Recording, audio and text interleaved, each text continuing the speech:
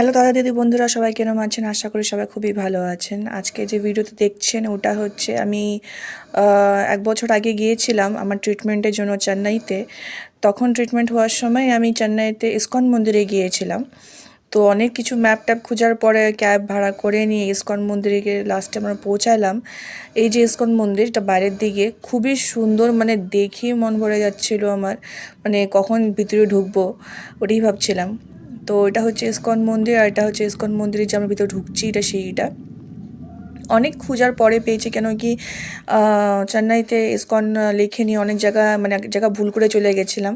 তো অ্যাকচুয়ালি ওটা ইসকন মন্দির ছিলই না, পরে লাস্টলি আমরা ঠিক জায়গাতে পৌঁছাতে পারলাম।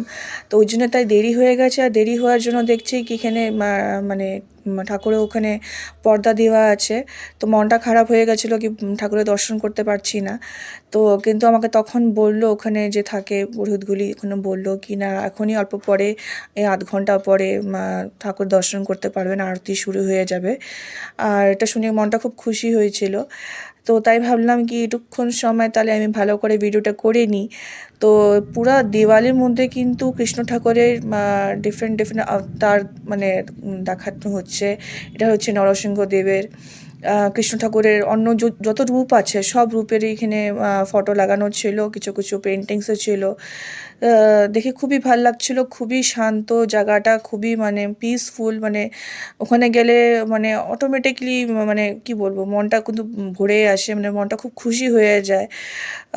মন্দির মনে এই জিনিসটাই হয় কি সব জায়গায় যেখানে যে কোনো মন্দিরে যাই তখনই আমার এই ফিলিংটা হয়। তো দারুণ মন্দির, এটা দারুণ ইসকন মন্দির, খুবই ভালো লেগেছে আমার। ট্রিটমেন্টে করতে গিয়েছিলাম কিন্তু এখানে যা দর্শনটা হয়ে গেল ভালো করে। তারপর ওখানে পর্দাটা খোলার পরে ওখানে তারপর আরতি টারতি হয়ে গেল। ওই ভিডিওটা আমি আর করতে পারিনি, কেন কি আমি আরতির মধ্যে এতটাও মুগ্ধ হয়ে গেছি কি আমি ভিডিও করতে ভুলে গেছি। তো হয়ে যাওয়ার পরে এখন সবাই